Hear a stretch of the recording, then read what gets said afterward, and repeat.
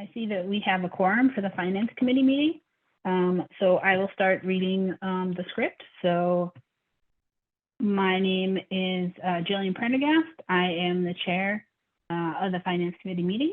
And please permit me to confirm that all members and persons anticipated on the agenda are present and can hear me.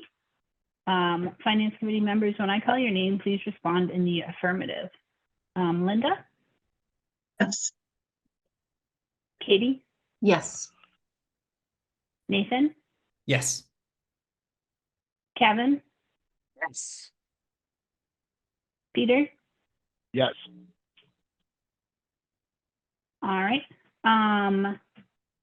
And great, so the members can hear me. So I will call this Maynard Finance Committee meeting to open at 7:01 p.m. I did want to ask the members that are present whom of you will volunteer to take the notes for tonight? I can do, I think Linda, you did it last time. I'd be happy to do it tonight. Thanks, Katie. Thanks, Katie. Yeah. All right. Great. And I also see that we have members of the public present, so welcome tonight. So good evening. This is an open meeting of the Maynard Finance Committee meeting. It is being conducted via Zoom. Speakers on the agenda will be participating remotely, and the chair may allow for public to provide comment. So the committee would like to hear public comments, and if there is further action required, I can add it as a matter appropriate to a forthcoming agenda if we do not have the answers for you tonight. Please note that while an option for remote attendance and our participation is being provided as a courtesy to the public, the meeting will not be suspended or terminated if technological problems interrupt the virtual broadcast to individual attendees unless otherwise required by law. Accordingly, please be aware that other folks may be able to see you if your camera is on, so please take care not to screen share your computer, and anything that you broadcast will be captured by the recording. This meeting is being currently recorded. For meeting materials, please see on Board Docs all of the materials for this meeting. And we recommend that you follow along the agenda as posted on Board Docs, unless I note otherwise. Please allow me to cover some ground rules for our meeting. We will be turning to the agenda, but before we do so, I did want to make clear the conduct of our business and to ensure accurate meeting minutes. I, as the chair, will introduce each speaker and/or agenda topic today.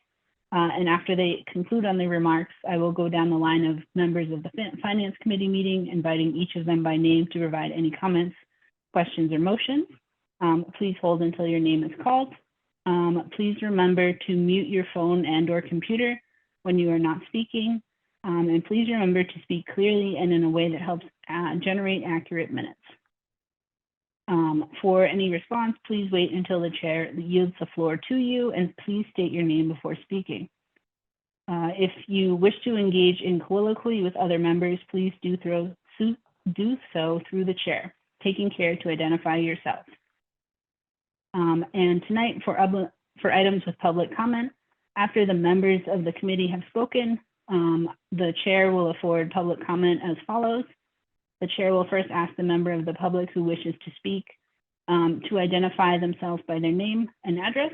Once the chair has listed all the public commenters, I will call each by name and afford you a number of minutes for your comments. And public comment for public hearings will be allowed tonight via Zoom if you use the raise hand function. And if that is having technological difficulties, you can also wave on the camera or otherwise jump in when I open the floor for public comment and questions. So that is the remote meeting script that I have finished reading. So that is one of the important parts that we will cover tonight. And as our first order of business, we will turn to the town meeting warrant. So Peter, or maybe I see that you're also on the call Greg. So our town administrator is also on the call. Thanks, Greg, for attending. I did have a question before I officially open the public hearing. For the two articles that we have not yet voted on, does that happen in our meeting? And then once that's voted on, I open the public hearing and go over each of the articles? Or can I do it within the body of the public hearing? Because I've never experienced that before. We could do it either way. I generally wouldn't do it during the public hearing. We could do it beforehand, but it would delay the public hearing. In prior years, I think we've just during the public meeting said that we haven't yet made our recommendation on certain articles. And then, you know, people can stay for our public meeting following the public hearing when we would vote on the recommendations. Or we can, you know, announce in the town meeting. Okay. Yeah, I did make them as two separate agendas. So if that's what we have done in the past. Yeah, I would tend to do it afterward because, you know, there are people here for 7 o'clock and I don't want to delay that, or I personally don't want to delay that. But that also makes sense to me. All right. Thank you for your guidance. So, so I can bring up the warrant and we can go over the additional articles. Let me just see. I'm having technological difficulty. So I guess as a formal matter, I'll call the public hearing of the Maynard Finance Committee to open at 7:07 p.m. So I will share my screen so we can go through the articles together. And I can talk about the ones that we have voted on and made recommendations on. I will then open the floor after I go over and ask if there's any public comment or questions. So we will start and go through the articles in their order. So article number 1 is the town report acceptance. So this is the annual procedural article that accepts reports from the various town committees. And the Finance Committee has voted to recommend this article. So I will say if there is any additional questions or comments from the committee. Hearing none, I will also open this to any questions or comments from the townspeople. All right. I'm not hearing any on this article, so I will move on to article number 2. So article number 2 is an annual procedural article that allows the select board to sell or dispose of surplus equipment in accordance with the state law. And the Finance Committee voted to recommend this article. So if there is any questions or comments from the committee, hearing none, I will open the floor to the townspeople if there is any questions from the citizens.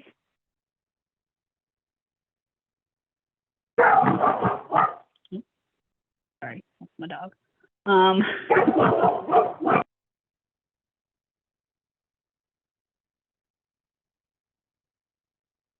All right, hopefully he'll calm down. So for article number 3,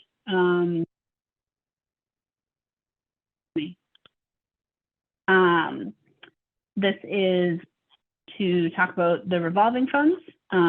So the Finance Committee has voted to recommend this article.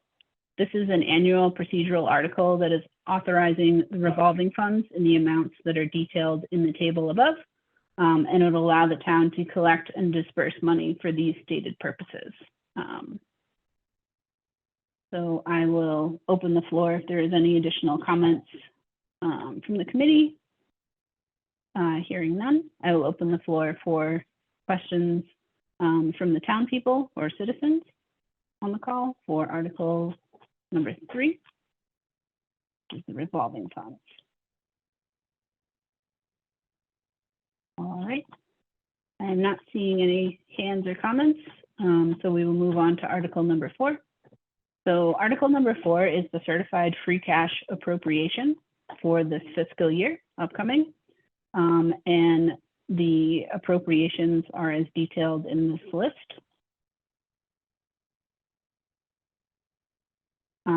And this is, these are the sponsors comments detailing this article and what each of the amounts are going to cover for various things through the town. So the Finance Committee did vote to recommend.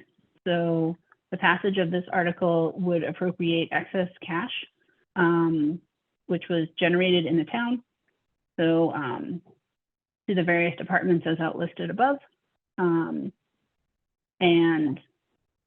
this is something we talked about in our comments about how covering the snow and ice deficits is something we often do. This also allows for some alumni field bleacher rentals and some unimbursed COVID costs, as well as some various capital projects as outlined above, including some money for an intersection at Route 27, which will also receive some state funding match funds. So I will open for Article number 4 to any additional comments from the committee. All right, hearing none, I will also open this if there is any public comment or questions.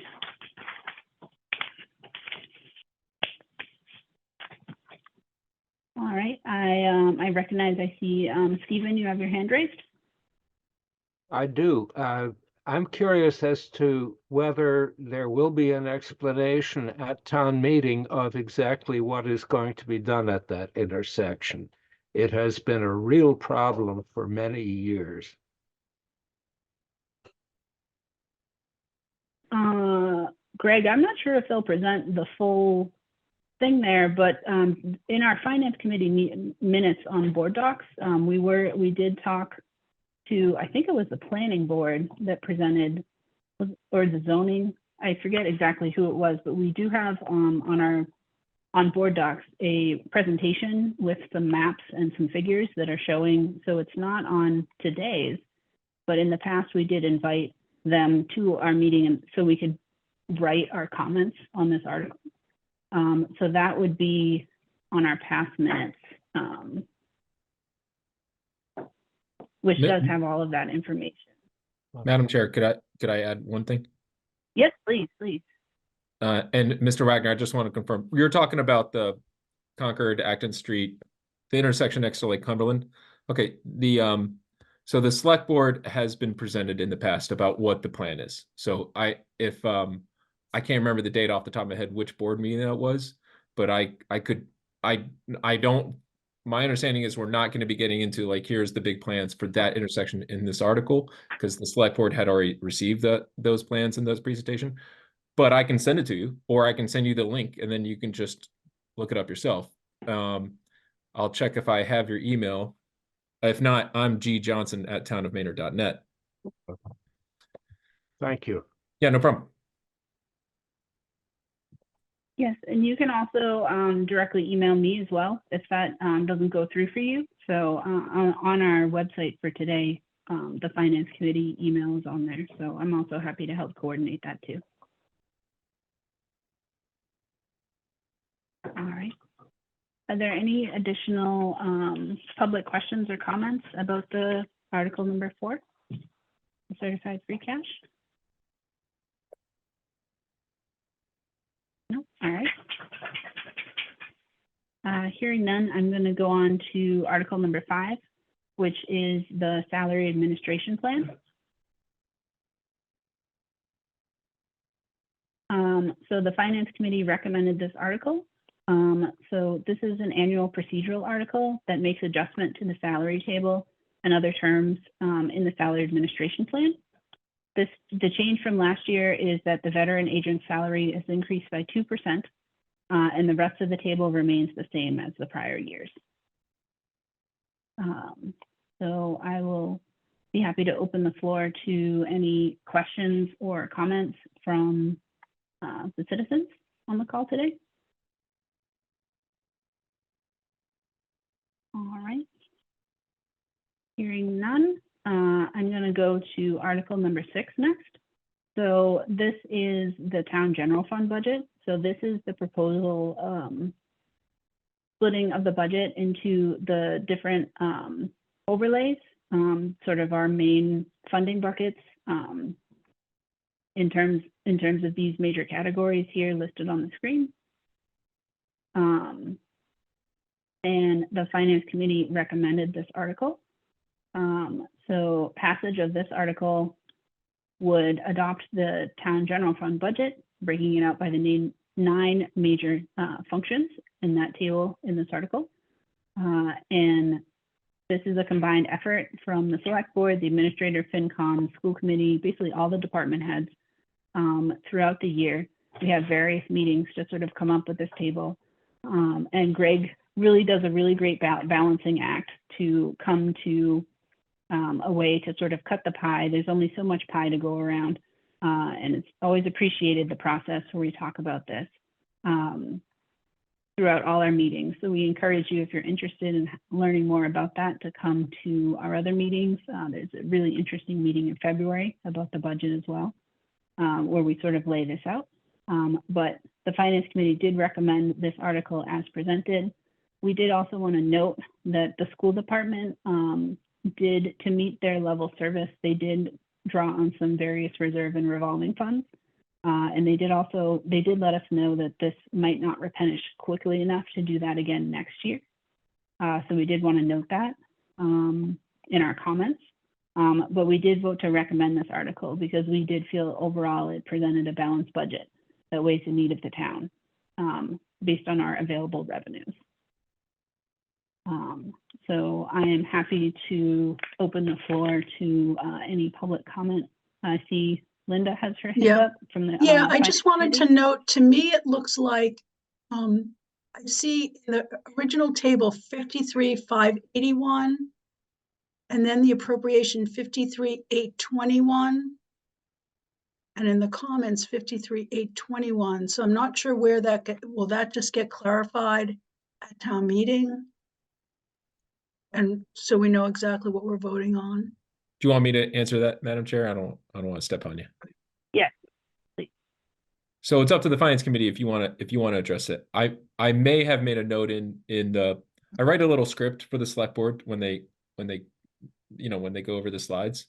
So I may have said in my script for them what I'm about to tell you now, which is the difference is $240,000, which is the overlay. So it's expected every year that there's going to be a certain amount of like abatements filed with the assessor's office. And then the Board of Assessors, they determine whether to approve the abated money or not. But we don't know how much it is. So $240,000 is how much is collected every year. Or at least as far as I can remember, it's been $240,000. So you collect $240,000 over because you don't know if the expectation is you might have to approve $240,000 less revenue. Like you approve people those abatements.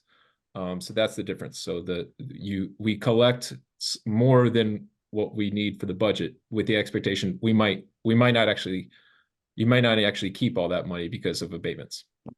So at town meeting, we vote the lower figure. No, at town meeting, vote for the higher figure. So Okay. see how it says in the sponsor comments, accept the single raise in the appropriation of $53,821,000. Okay. Even though that includes 240 that we don't think we may not get, or may have to give some back. Right, because I don't plan on spending that. Do you know what I'm saying? Like the budget is what you plan on spending your money on. But we collect, and then from time to time overlay is released. But that's at not the full discretion, but it really comes from the Board of Assessors. If they decide like they have enough overlay and they don't need that overlay, then it's released. But that's a topic for another time. So I apologize for the confusion, but that's a good catch, Linda. Yep. All right. Did that answer your question, Linda? Did you have any follow-ups? No follow-up, just, I guess we should watch out for it in the future, what those differences, yeah, because we wrote the lower number. So we must have got that from someplace. No, the lower number is correct. That's how much the select board has approved the spending of 53,581,000. Yes, that's the budget. That's the budget. Okay. Yep. All right. I see, Natasha, you have your hand raised? Yes, and is that, and forgive me because I've seen a lot of these, is this something that I've just never noticed before, Greg? Or is this, Could be. I'm always looking at the school numbers and now I'm Linda has me wondering, is this extra 200 and we appropriate over what we're allocating? Is that what it, just to kind of dummy it down a little bit, is that what it is? So we're not allocating Yes, because that you're not money. allocating it. Because what if the Board of Assessors approves $240,000 worth of abatements? Like, that means we're not getting that revenue. So if that appropriation was if the appropriation was also $53,581,000 and the assessors approved $240,000, I'd have to make a lot of cuts. We'd have to cut $240,000 worth of the budget. But if during budget subcommittee meetings, that's usually where you'll see, like, I do like the one pager of all these lines. Yeah. And at the very bottom, you'll see, and I'm not trying to be sneaky, but it's like an afterthought. I feel like now I feel like I've been scammed, Greg. No, you haven't. If Okay, you go all right. back to past budget subcommittee meetings, you'll see, and then look at the Okay. one pager, and you'll see 240,000 overlay at the bottom. Yeah, and I think I know what you're referencing. I don't think we've just ever Right. explicitly talked about what that is. So maybe this is the first time it's getting a little bit more airtime that I'm understanding what it is. So it's really we are appropriating more than what we're allocating. But where does that difference sit if it's not allocated, I guess, just from a more It's held in reserve. It's held in a overlay. It's just Okay. held. We don't because maybe we don't actually have to spend it. In all likelihood, the Board of Assessors does approve a certain amount of abatements every year. So we just don't, like, 240,000 was the number that we went with a long time ago. right, and it just carries every year. Yeah. Okay. When do you normally, or the Board of Assessors, I know they set the rates in the fall. Is that when you normally? Now you're going out of my wheelhouse. Well, I know that I'm just wondering when because we have special town meeting in the fall and you normally might present a budget. That's a good question. We have, in the 6 years I've been here, we have released overlay, and I don't remember when. So I'll follow up with you. I just don't remember. Yeah, no, maybe just for our meeting on Wednesday, that would be Sure. just some good info. Thank you. Sure. Sorry. All right. I would also like to open the floor if there's any additional comments on the general fund budget article number 6. All right. I just want am to, not sorry, me seeing anybody. again. Sorry, Jillian, just real quick. I just wanted to thank the FinCom and all the boards. I know that this is always a hard process, but I appreciate the collaborative effort and the questions that the FinCom has for the school committee as we put together the school part of our budget. Yes, and we very much appreciate you explaining and helping us understand the tea leaves that is the school budget. It's a little hard to follow, so we really appreciate having your guidance there and expertise. So No, that's really I'm hoping it is a little tricky. I wish it was more aligned with similar how the municipal budget is and it isn't. So but I do appreciate the opportunities to provide feedback and also you all giving feedback so we can make sure it's as transparent and informative as possible. Yeah, it also creates a lot of opportunities potentially too, because there's a lot of interesting different scholarships and other sort of reserves and funds that you can pull on from the state and the government and other areas. So yeah, Yes. We appreciate learning about those opportunities too, because that Same. offsets some of the burden for taxpayers. Yeah. Thank you. Awesome. All right. Okay. So I don't think I saw any other additional questions or comments for article number 6. So I will move on to article number 7. So article number 7 has to do with the Assabet Valley Regional VOTEC School. So this article, the Finance Committee has recommended this article. So you could read the sponsors' comments in the printed warrant here. The Finance Committee comments basically goes over that this article will authorize the VOTEC to create a stabilization fund. So the article is to create the fund. It's not necessarily to put any money in the fund right now, this article in particular. So currently capital expenses are paid through a capital expense line item in the annual operating budget or through special assessments and borrowing. So this article would set up a stabilization fund within that. So, and spending from this would be controlled by the school committee for the VOTEC schools specifically. And Maynard has a representative on this committee. It is not the Finance Committee meeting, but we do have a representative as a town on that. And we do recommend this as it can help to address future long-term capital needs of the school. And the sponsor wrote very nice detailed comments, which we did not want to recopy over. So I will open the floor for any questions on article number 7.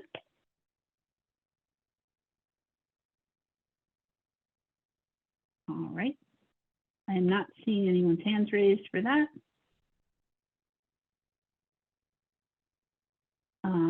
So we'll move on to article number 8. So article number 8 is the Sewer Enterprise Fund. So you can see the revenues and the expenditures here. So the Finance Committee did recommend this article. So passage of this article would adopt the proposed fund budget and appropriate a certain amount of that for direct expenses. And indirect expenses are appropriated through the town general fund budget. So we did support this, and it's sort of in line with industry inflationary drivers from our assessment. So for article number 8, I'll open the floor to any questions or comments.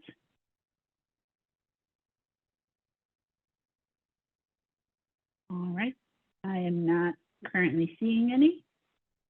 We'll go on to article number 9, which in this case is the water fund. So the water enterprise fund. You can see here the revenues and the expenses in the table in the article. And the Finance Committee did recommend this article. So we said that passage of this article would adopt this fund as outlined in the article itself. And we supported this. It is a little over a 10% increase. We acknowledge that there is a need to spend on the water infrastructure to both support our new growth. We will also need to support growing water capacity demands so our town can grow. So this is why we recommended this article. So I will open the floor to any questions on article number 9.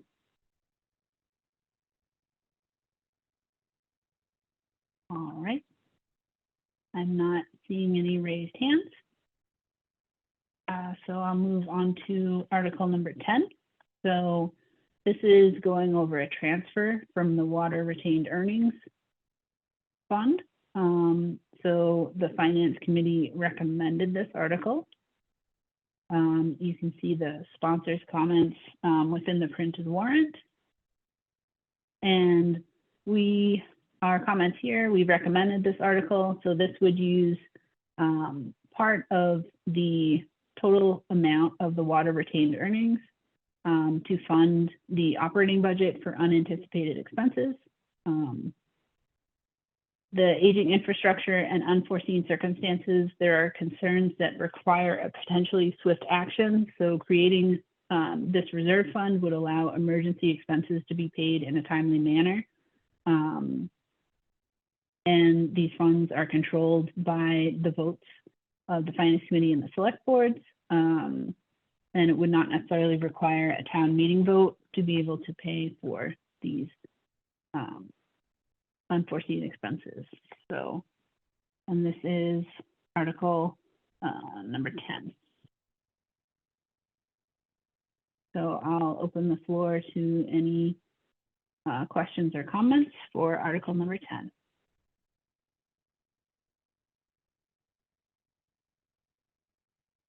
All right. I'm not seeing any, so we'll move on to Article number 11. So this is very similar, except this is for the sewer. So this is transferring $200,000 to replenish the reserve fund. So the Finance Committee recommended this. You can see the sponsors' comments in the printed warrant, and the Finance Committee recommended this article. So it would transfer a portion of these retained earnings to establish a reserve fund, and this would be used for similar expenses as the previous article, except for sewer. And this, we felt this was important because of aging infrastructure, and it could potentially require swift action. So I will open the floor to any questions on Article number 11. All right. Not hearing any, we will go to Article number 12. So this is transfer from water retained earnings for capital improvements. The Finance Committee recommended this article. You can see the sponsor comments here and our comments. So this would transfer a portion of the water retained earnings to use for capital equipment procurement. So this would allow the purchase of a new truck to replace an old truck, and also to properly service the town's water operation repairs. So the maintaining an aging fleet of the vehicles, this can add to the cost. So we support the transfer to strengthen the fleet. And since this would be a transfer, the rates would not necessarily be affected in this current cycle.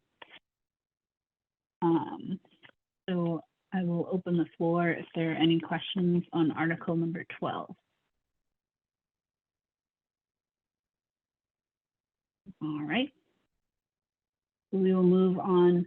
So Article number 13 and 14 are the articles that the committee has not yet voted on. So this has to do with the transfer from sales of cemetery lots to perpetual care, and also to the expenditure account and to the trust fund account. This is Articles 13 and 14. So before we open the public hearing, we talked about how if people are interested in these two articles, this is what we will deliberate after our public hearing to make our recommendations and our comments at this meeting later tonight. But we will not currently do that right now as we're going through the ones we have voted on. So we voted on all the other articles so far. So I will move on from Article 13 and 14 unless there is any public comment that would like to be noted at our public meeting. All right. So Article number 15 is the Select Board. Sorry, it's sponsored by the Select Board. This is about the Maynard Golf Course receipts and transfer. So the sponsor comments sort of go through the procedure itself, and the Finance Committee did recommend this. So passage of this article would transfer the sum in the noted in the article to the to pay for capital improvements to the golf course. So this is part of an ongoing savings plan to fund capital improvements to the clubhouse as outlined in the sponsor's comments. So the Finance Committee did recommend this. I will open the floor if there are any questions or comments on Article number 15. All right. I am not hearing any. So we will go to article number 16. So article number 16 is transfer from MSBA reimbursements to general fund stabilization. So the finance committee recommended this article. You see the sponsored comments in the printed warrant. And the finance committee comments here. So we recommended this article. We felt that passage would allow the town to use reimbursed funds by the MSBA for approved expenses incurred and transfer them to the general stabilization fund. So replenishing this fund will allow for the continuation of Green Meadows design phase, and this was voted on in by the town members in the past. So this is article number 16. So I will open the floor for comments. I see the first hand raised is Natasha. Hi, Natasha, I just had a question about, is this, and maybe Greg might know, do we have another payment? Is this the only payment we're getting for the reimbursement? I don't, good question. I wasn't sure if this was the full amount of the don't, this is, reimbursement. so I think I got $502,904 because that was how much I asked was currently received the day I wrote this. And so that was probably a couple months ago. But my assumption was anything after that, we would have to come back to town meeting, probably in the fall, and say, by the way, there was a little bit left. We want, or maybe, or whatever we want to do with that. Whatever, okay. So this is based on, I know that I haven't been following exactly what it was either, so I wasn't sure if this was the final number It for the could be. It reimbursement. could be, because that looks pretty close to like, Yeah, it could be, but okay. Well, yeah. Okay, So no, I'll I double check. wasn't, okay, nope, I wasn't sure if that was that. And then the other question was, what does this bring the balance for the general stabilization to? Or do we have a current balance of what that is that we could? The current balance of the stabilization is general fund stabilization is $1.8 million. So this would get it up to Like what, 2.3. 2.3. Okay. Yeah. All right. Thank you.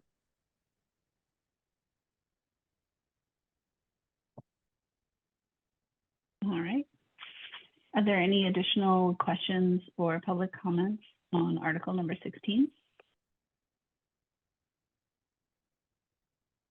All right. I am not hearing any.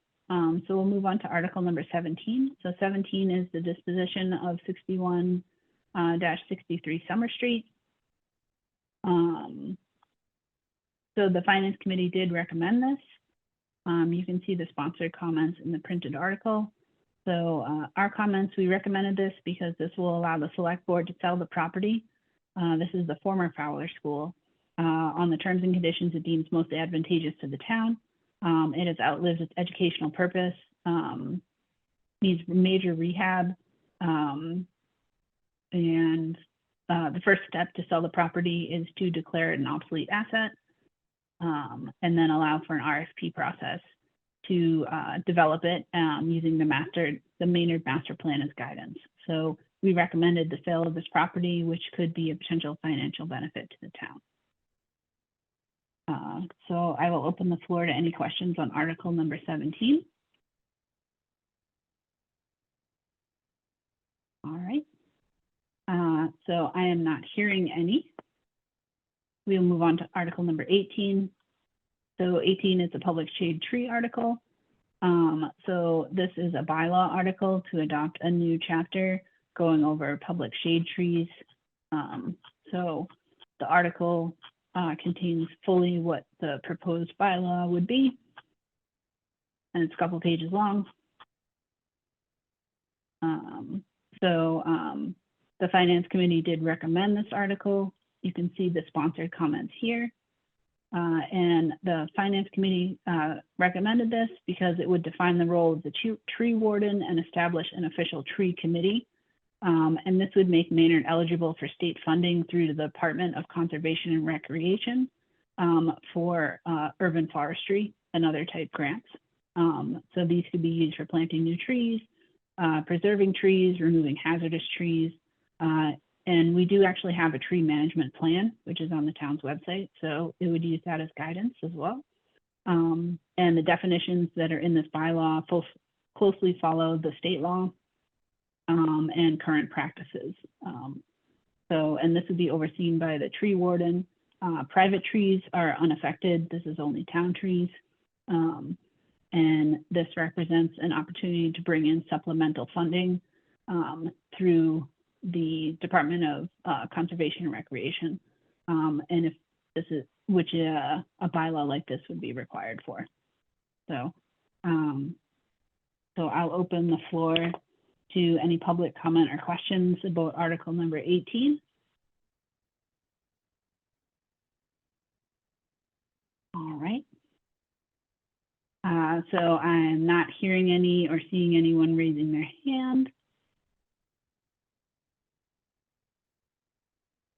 So for article number 19, this is acceptance of roads. So the Finance Committee recommended this. You can see the sponsored comments here.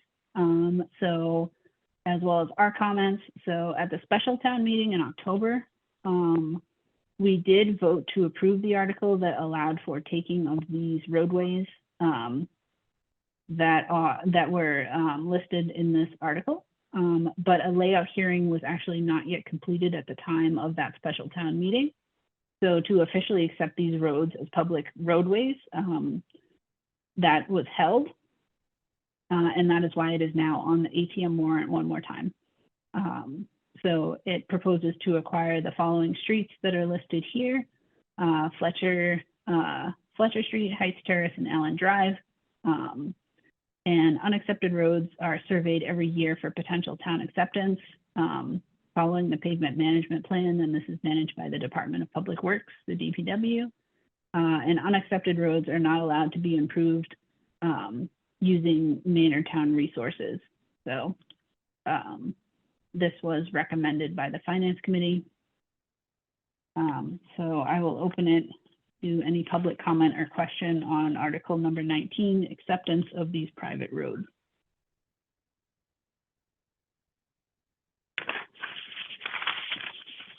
All right, so I'm not hearing any questions. So for article number 20, so 20 is the Community Preservation Fund budget for this year. You can see listed here are appropriations and reserves, making up the total budget for the CPC. Finance Committee did recommend this article. You can see the sponsored comments here, and the comments for the Finance Committee, why we recommended this. This would authorize the CPC to be appropriated and reserved as recommended by the CPC. This budget is based on projection of the state revenue collected through the Community Preservation Act, real estate tax surcharge adopted in the 2006 town meeting.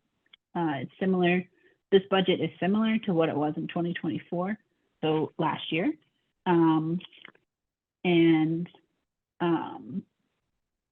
This has been a valuable source of revenue to the town, and it's a benefit because there is also a state match to some of these funds, and they can be appropriated for designated uses only.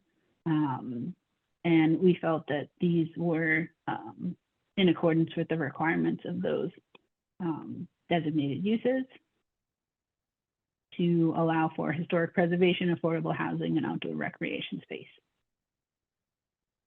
So is there any public questions or comments about article number 20?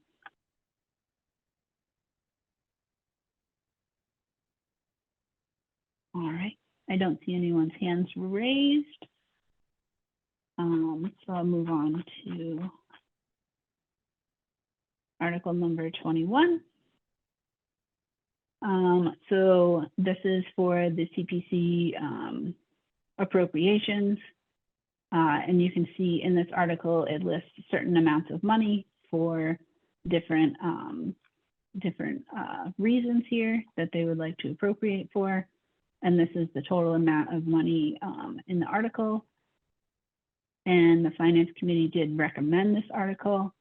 The sponsor's comments goes through each of the sort of line items of why that amount of money would like to be appropriated for those causes. And the Finance Committee did recommend this article since it would appropriate funds from the CPA to the 4 projects as described. This vote is required for those funds to be used.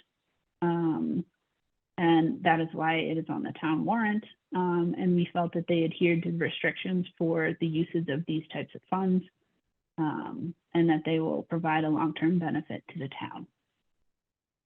Is there any questions or comments on article number 21?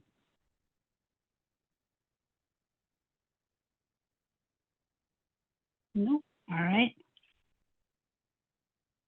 So I am going to move on to article number 22. So this is vendor contract emergency notification services.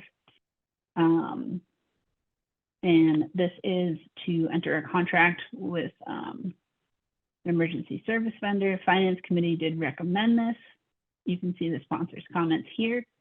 And passage of this article would allow the town to negotiate their best rate possible regarding an emergency notification contract.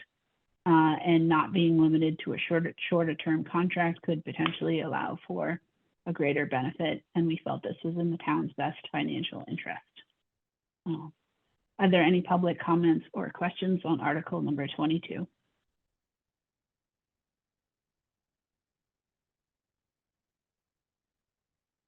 No. All right. So I'm going to move on to article number 23. So this is a vendor contract for information technology. Finance Committee did recommend this. And we felt that passage of this article would allow the town to negotiate the best rate possible regarding an information technology contract, and not being limited to a shorter term contract could allow for potentially better negotiated rates. And we felt this could be in the town's best financial interest, which is why we recommended article number 23. Are there any public questions or comments for article number 23? Jillian, it's Natasha. I had a question, but it might be more for Greg. Is this something that would be also applicable for school department IT contracts? So I know we have quite a lot of different licenses and whatnot. So I'm just wondering if there is overlap, or does this extend in some way their ability to negotiate in some way? Or That's a great question. I'm not sure. I mean, that's not what I had in mind, right? But I think it's a good Yeah. question. So it might, and as the chief procurement officer, I have delegated procurement authority to Wayne White. right. So maybe, but it does say with the approval of the board. So it would be a little odd for the school committee to bring a contract to the select board for approval. Like this motion says with the approval of the board. So but you know, it's not a bad question. I can check with town council. I haven't read under the, like what this exception would allow. But yeah, if we could get like just some general guidance. We've Sure. just been talking about, a lot of and I don't know if it's applicable, but we're talking about a lot of curriculum, everything is license based and Oh, yeah, yeah, whatnot. yeah. And I don't know if this would fall into the parameters of 3+ year. I'll check if this article applies to the school department. Okay, and how, maybe what particular aspects of IT would Okay. be. Thank you.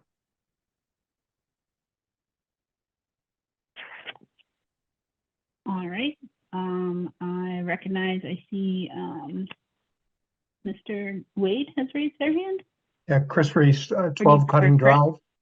I just had a question about the 10-year length for an information technology, a potential 10-year length for information technology contract. I mean, I understand the benefits of rates, but are there concerns? I don't know what your current contract length is, but is there concerns about something that long in a area where technology changes and evolves pretty quickly. Would you like me to address that, Madam Chair? Yes, please, Greg. Thanks. Okay. So here's how we do it in Maynard. So we have had, because this was done 10 years ago. So since that time, we've had the same vendor. It's this firm called DriveTech, although DriveTech was just acquired by this other company called, it's a horrible name, if you ask me, the 20, like 20 MSP. It doesn't matter. So that was just like a month or two ago. But the advantage of having the same IT provider, as in my observation, has been that it, and or maybe I'll speak specifically to the vendor that we've had, is that it's been a really good partnership, and they've been really responsive and in front of updating the technology and software requirements and whatnot.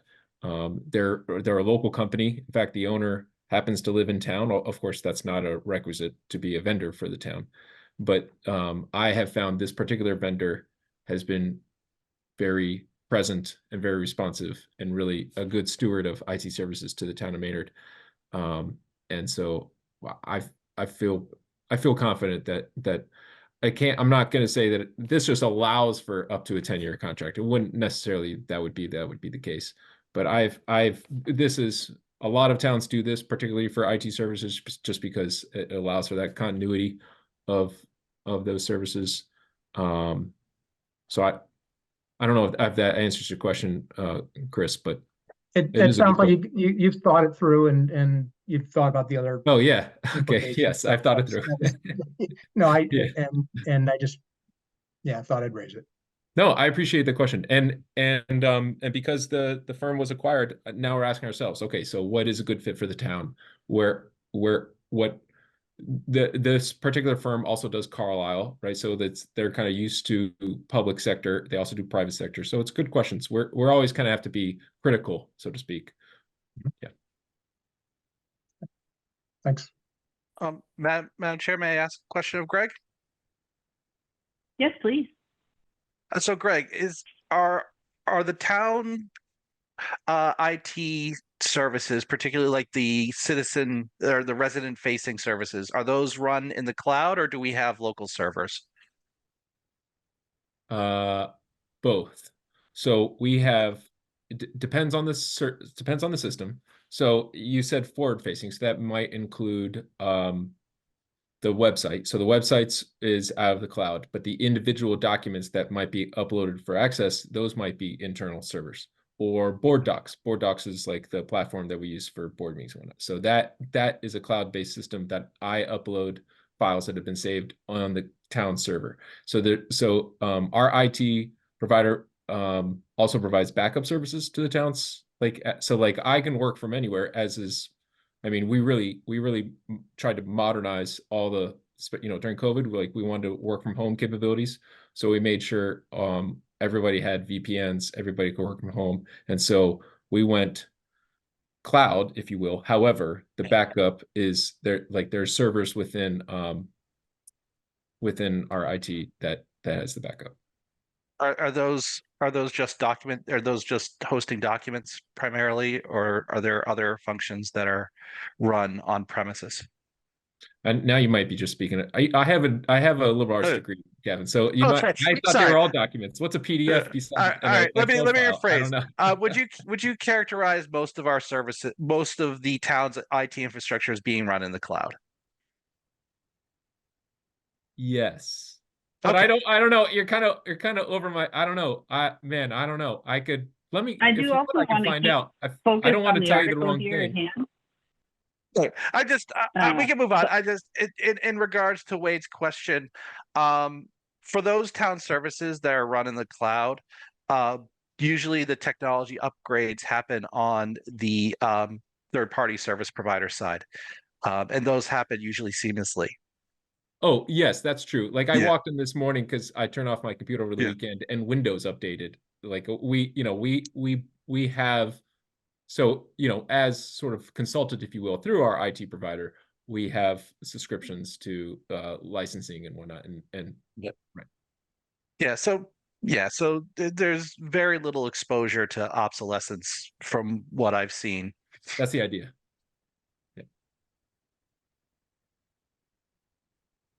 Great, thanks. Are there any additional questions or comments on article number 23?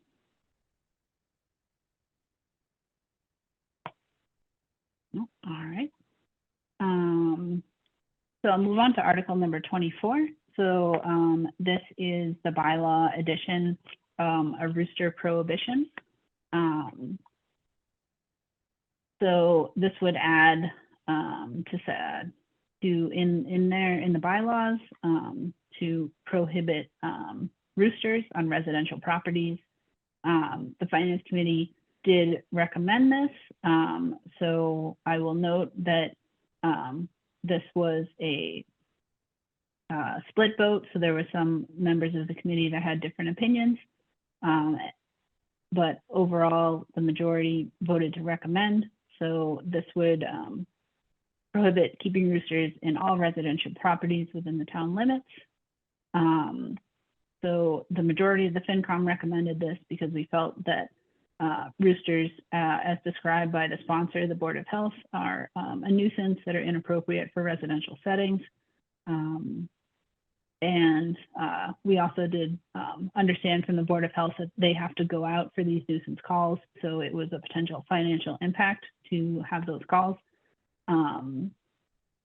And the minority believe that this nuisance would be better addressed by a noise ordinance instead of a blanket prohibition. But the passing vote was to recommend passage of this article. But we did want to note in our comments that there were some disagreements within the committee. So I would open article number 24 for comments and discussion or questions.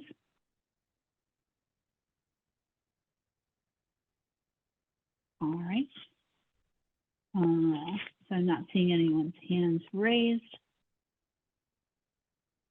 So we'll move on to article number 25. So 25 is amending the bylaws. So this is for water supply protection district site plan approval. So the Finance Committee did recommend this article. And you can see the sponsor's comments here. So the Finance Committee comments is that this article would clarify the zoning bylaws for development near the town water supplies. So passing of this article would make the bylaws more specific for a requirement of a site plan approval process for development within this water protection district.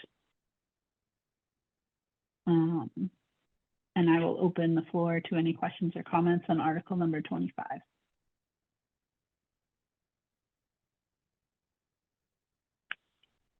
All right, I am not seeing any hands raised or questions.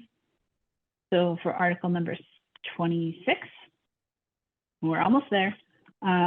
So this is amendment to the Community Preservation Reserve Fund appropriation for fiscal year 2020. So this Finance Committee did recommend this article. So this article would allow payment for a final $2,000 bill on a previously funded project looking at irrigation on the field at the front of the high school. So this project is under budget, but it did take longer than the initial funding cutoff of June 30th, 2023, which is why this is listed as an article at the town meeting for voting.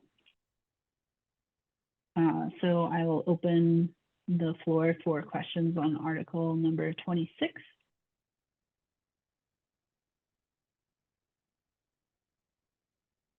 All right, I am not seeing any hands raised. So we'll move on to article number 27. So article number 27 is to amend the zoning bylaws for accessory dwelling units or ADUs. And you can see that the bylaw itself is contained here in the body of the article, and it's a couple pages long.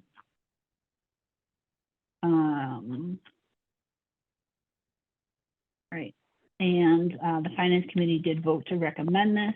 You can see the sponsor comments that are in the printed warrant. And the Finance Committee comments of why we recommend this is that the existing section in the bylaws containing about these accessory dwelling units, or ADUs, is to allow family members to live in smaller units immediately adjacent to an existing larger dwelling. Passage of this article would allow these ADUs at more affordable rates to smaller households that are not necessarily related by blood, so they don't necessarily have to be family members.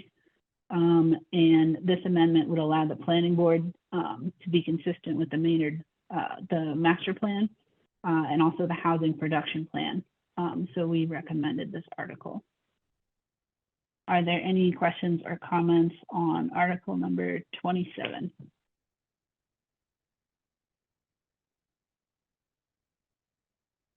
All right, I'm not seeing any raised hands. So we'll move on to article number 28. So 28 is to amend the zoning bylaws for the overlay districts and the MBTA communities. So you can see in the article itself is the proposed bylaw, and it's a couple pages long.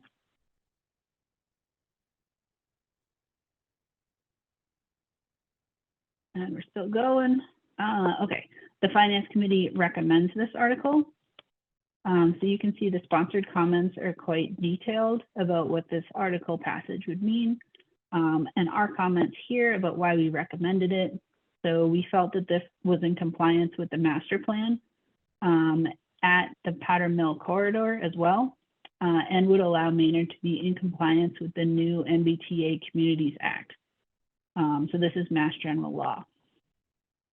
We felt that it provided adequate control as well in these proposed bylaws to allow Maynard to grow in a thoughtful manner that could be financially beneficial to the town. So I will open the floor to any questions or comments on article number 28.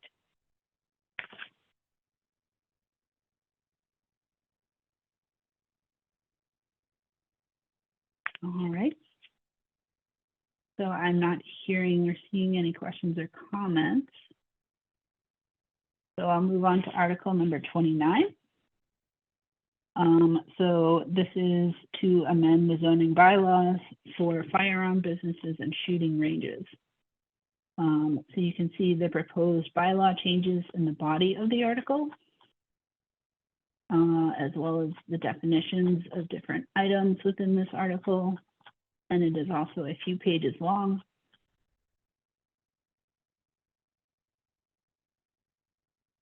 A couple pages long. And the Finance Committee did recommend this article. The sponsor has very detailed comments that go over what passing of this article would mean. And it also talks about the public hearings that that board had. The Finance Committee did recommend this article. Currently there are no town bylaws that are zoning for firearm businesses and shooting ranges. And if this article is passed, it'll amend the town bylaws by adding this section. So it will not supersede federal or state law regulations, and it would allow the town planning board to have oversight of the new proposed businesses and give guidance on how new business owners can get established in town. And this was heavily focused on new businesses in the town. So I will open the floor to questions and comments, and I see Natasha has their hand raised. I actually, thank you, Jillian. I had a question about the article before. I apologize. The 28 of the MBTA. Okay. Sorry. I think I'll see if there's any questions on this first, Yeah. and then we'll go back to 28. Great. Thank you. Okay, so are there any questions or comments on Article 29, which is the firearms article?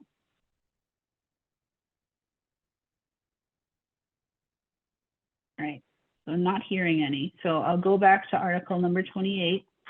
So this is the article about the MBTA zoning bylaws. This is an article we did recommend. Yes, is the applicability of this is because we are considered an adjacent town? Is that right, Greg? Yeah, Okay, that's because correct. I wasn't sure, I didn't explicitly say that, but I thought I had heard that before. And I don't know in case questions from the community, because we obviously don't have an MBTA stop or anything here. But I don't know if I saw anything within the sponsor comments or FinCom's comments that talks about the applicability because we're considered an adjacent community. I don't think it says adjacent, but it does, the sponsor comments says that it makes us, this will allow us to be in compliance with the Right. MBTA Communities Act.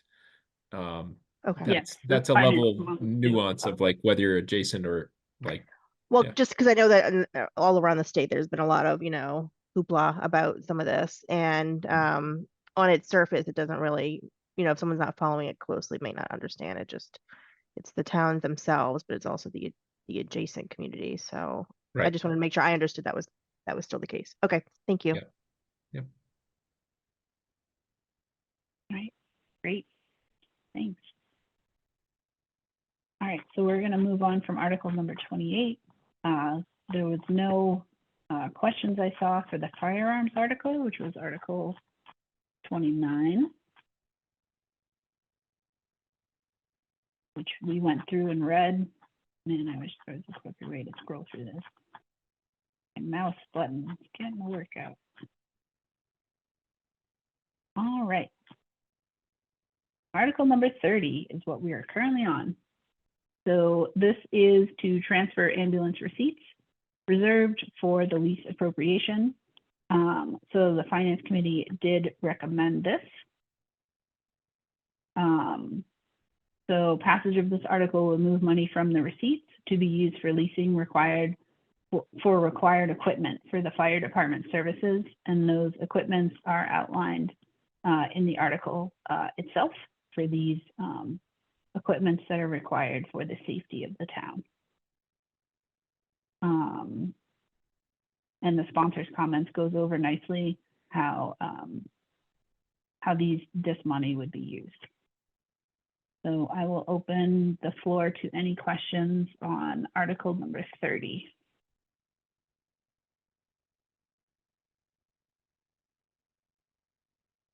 All right, I'm not seeing any raised hands. So we will go on to article number 31, which is a lease to purchase an ambulance. So Finance Committee did recommend this article.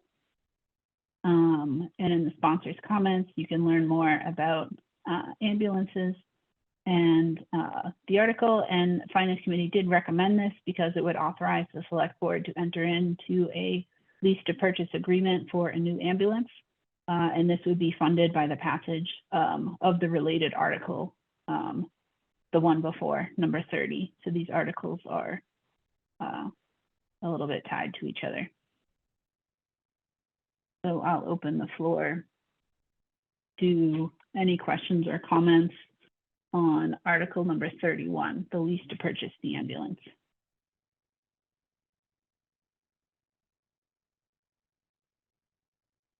All right, I am not seeing any raised hands here. That is the final article in the warrant. So we will, as a committee, after I close this, we will discuss and vote on and make our recommendations for the cemetery. So Article 13 and 14 after I close the public hearing. But before I close the public hearing, I will open the floor if there are any additional questions or comments on the ATM or otherwise for the public hearing on these articles.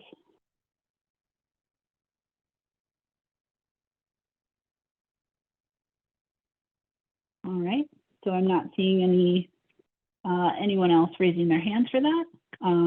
So I would, I think I have to motion to close the public hearing. Is that correct? I'm seeing nods. So, so I would like to motion that we close our, I'm going to stop sharing. We close our public hearing, and we will, after this, we will continue with our open meeting. If you would like to stay, you are welcome to, but I will make a motion to close our public hearing of the Maynard Finance Committee at 8:11 p.m. I'll second the motion. All right, and Linda has seconded. Is there any further discussions, questions, or comments? All right, so I'm not seeing any. So I'll take a roll call vote. Linda? Yes. Katie? Yes. Nathan? Yes. Gavin? Oh, I think you're on mute, Gavin. Yes. Peter? Yes. And I am also a yes, so the public hearing is closed. We will now have our normal meeting. And our first order of business at our normal meeting is voting on or discussing and voting the 2 cemetery-related articles. And I forwarded to us all Greg's nice comments about the questions we had on these articles, about where the money comes from, what they are. So this is, I'm pulling it up.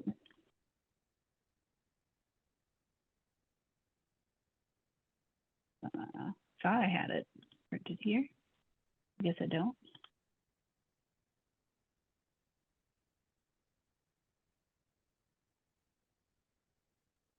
All right. Okay, here we go. So, so we were asking about where these monies are. So the fees that are collected, and I don't know, I'm basically just going to read the email you sent me, Greg. I don't know. I don't know if everyone got a chance to look at that, so I'll just read it here. So the fees that are collected for the purchase of a cemetery deed is deposited into the cemetery lots receipt reserve account. So that account accumulates funds, and then periodically it's transferred into 2 different accounts, both related to perpetual care. The first one is supplements the DPW cemetery division operating budget, and it, like from the general fund too, but that goes to like the perpetual care fund. The second one is the trust fund for the perpetual care. So that's reserved for like major projects, expansions, and it's not like ordinary maintenance or regular operations. So, and the spreadsheet that we had going over like the different transfers over the past, I think it was like 7 years. That's what those different funds are. I have one. And the current. No, you Yep. finished. I have something to amend my comments when you're ready. Okay. And I was just going to say that the Perpetual Care Trust Fund is $324,000 and a little bit over that. Like, yeah. So you have something to add to that, Greg? Yes. So you nailed it. I wish I had done like a diagram. Like money, we get money when people they buy, so to speak, a deed, and then that goes to the sale of, can't remember the proper term, sale of grave lots, sale of cemetery lots. It's the sales, and then that goes into 2 different accounts from time to time, not every time. But I checked, we did it last year. We put money into it, but so and one of them is, I'm repeating pretty much what you said, Jill, but one, which is what I said. It's all meta. That's but okay. One of those accounts is the perpetual care expenditure, and it's not very much, but it's the expenditure account that we most of the maintenance operational costs comes from the general fund, because those guys are mowing lawns and whatnot, but they do cemeteries, and then they and so we get a little bit of money from the sale of lots to supplement the general fund. again, that money is transferred into perpetual care trust. Okay, perpetual care expendable. Now, the other account is the perpetual care trust, which is considered non-expendable. Right, because it's a trust, so it accumulates funds, it accumulates interest. Okay, so, but not very much. Maybe Katie knows better than I, but I can't imagine $324,000 makes a lot of interest from year to year. Okay, so this is what I found out since I sent you that email. So like within the last, let's say, 48 hours of working, I've contacted a couple of people to get really clarification on this trust that we have, because, okay, so that the interest that we make off that trust, we can expend, because that's not the trust itself, that's the interest. Okay, but the which isn't very much. Let's say it's $1,000. It can't be very much. It's like $1,000, $2,000. It can't be very much. Depends on the market. The trust itself, the money that's in the trust itself, my original understanding, as I sent to you, Jill, was that if from time to time, if it's found that we need it, extraordinary circumstances, expanding the cemetery, whatever the case may be, which none of that's being proposed that I know of right now. And then, but you could transfer out. So you wouldn't be expending it from that trust. You'd be transferring the money out to then use.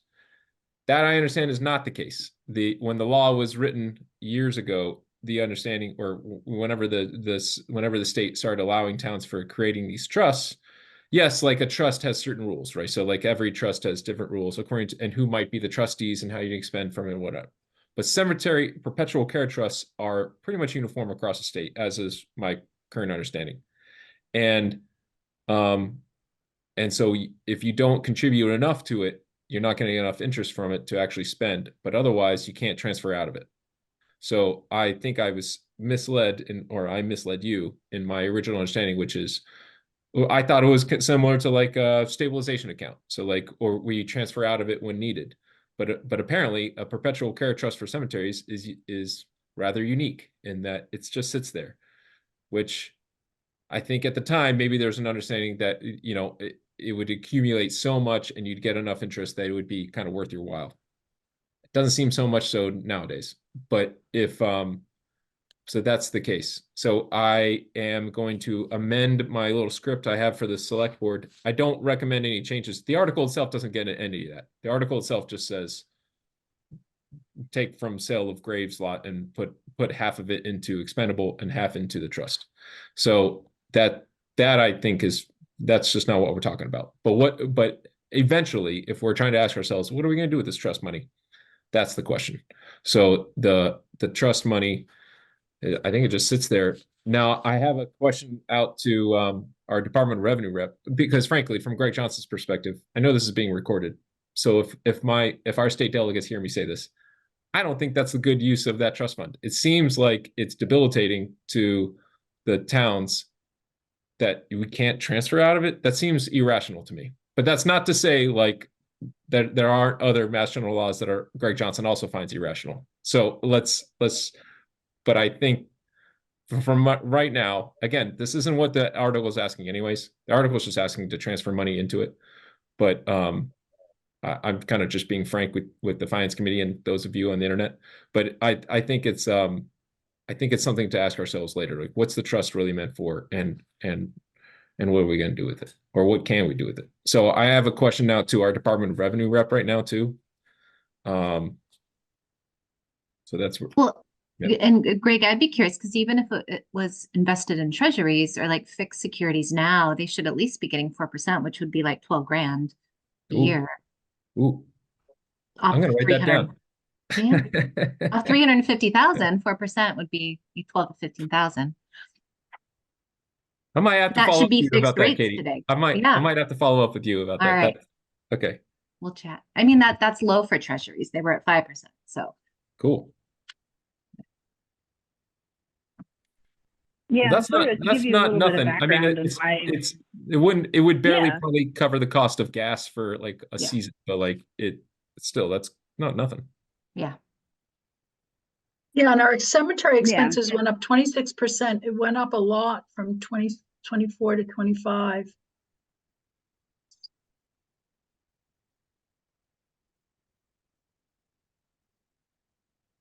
Seems very high, but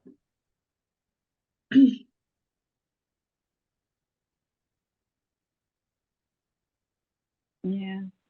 So this, and sort of why we're asking a bunch of these questions is we're sort of trying to formulate our comments. Yeah. Yeah. So I have in our draft comments here, you know, if we're not entirely sure what this trust account is, I also want to make sure. That's why we asked all these questions, basically. So, so like we sort of said that one is expendable and one is non-expendable. Like, I think your comments are accurate as I'm reading them right now. For the non-expendable perpetual care trust is the purpose of sustaining funding for care to cemetery grounds. I think that's true. But if you're only using the interest, it's just not very much. You're not giving a lot for the purpose of, but yeah, but I think that's accurate.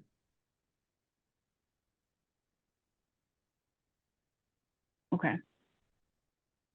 And I'm not saying these are our final comments either, because this is open to discussion here with the committee. I think these were drafts that were kindly provided maybe by Nathan, if I remember. I have the conglomerate file and it doesn't really say who did what anymore. So whoever did it on the committee, thank you. Thumbs up from Nathan. All right, great. Appreciate it. So, so I can pull the articles themselves up as well for us to discuss and vote on. I'm lost in my windows here. But I sort of wanted to touch base on if we have any additional questions or, you know, for Greg on these two different articles, or if we're ready to start going through the articles individually themselves. And yeah, so sorry, is it all right if I ask Greg a question? Absolutely. So Greg, is the idea that the sale of lots account will be fully transferred on like a 3-year cycle, or rather than like annually? That's a good question. I think it depends on how much is accumulated year by year. So that's a good question. I don't want to say one way or the other because I'm just not sure right now. But I would say if we look at it every year and see what the balance is, like how much we collected. Yeah. Well, just if that's like a receiving account only, I don't understand why we don't like want to transfer that as often as possible. Oh, but I don't know if we would put it into each account each year. So and then I gotcha. And the cycle, like the frequency to which we might be able to do both. But it is a good idea. Like otherwise it just sits there. It's a receipts reserve. So like if you're like you can only use it for certain things, otherwise, and so you don't want it to just sit there, like you should use it. Mm-hmm.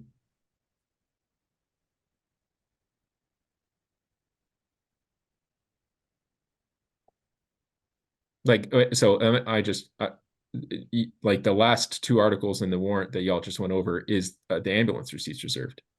So it's the same concept. Like those articles are to ask to transfer from money you've collected for costs a lot of money to get an ambulance ride. So we collect those monies and what's called a receipts reserved, meaning it doesn't go to the general fund. It's reserved. It's received revenue just for whatever the function is, and then you transfer it.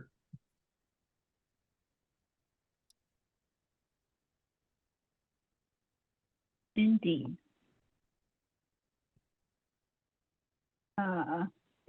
So I would like to propose that we look at Article 13 here. So this is transferring it to the perpetual care expenditure account.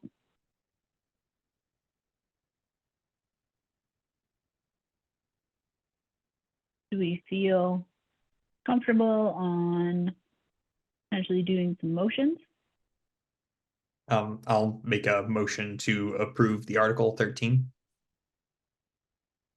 I'll second the So motion. Nathan. All right, so Nathan has made a motion to recommend Article number 13, and Melinda seconded it. Is there any further questions or discussions on Article number 13? All right, hearing none, I will take a roll call vote to recommend Article number 13. Nathan, Yes. Linda, Yes, Kevin, Yes. Katie, Yes. Peter. Yes. I am also a yes. So that is hearing. That is recommends. So recommends. Is there any further input on the comments for this article? So now that we have recommended it, it'll move money from the sale of lots, which is funded by the purchase, to the perpetual care expenditure account so that it can be utilized for care of the grounds.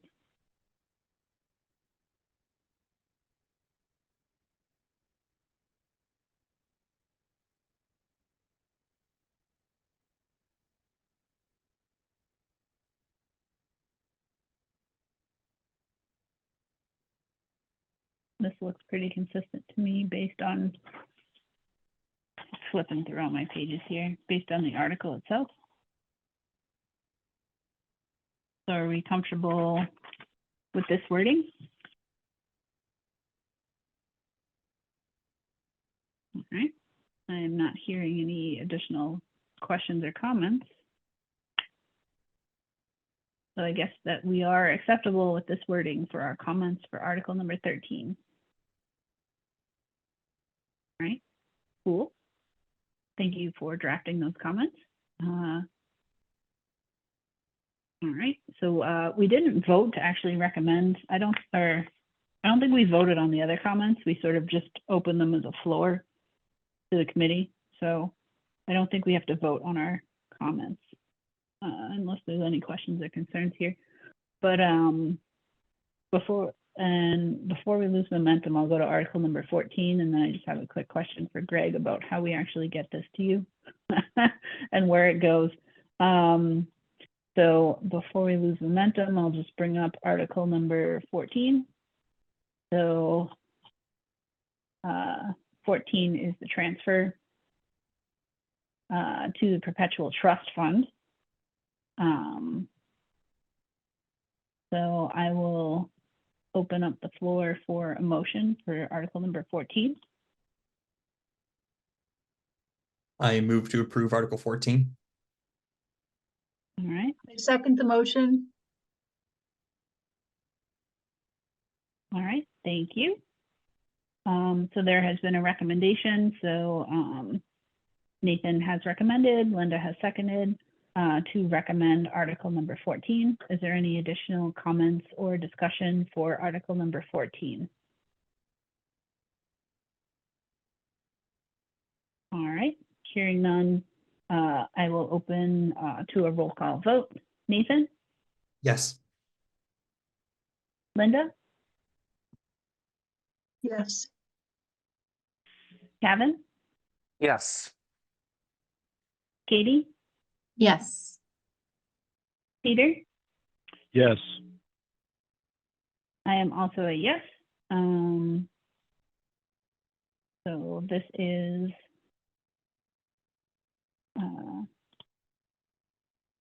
the same here. So I'm having trouble moving this Zoom window. All right, so this is recommend. Oh shoot. We recommend article number 14.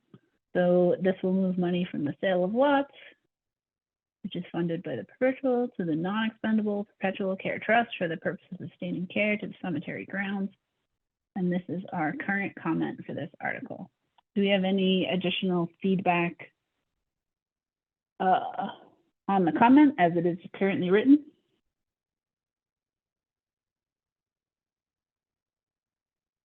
All right, I am not seeing any.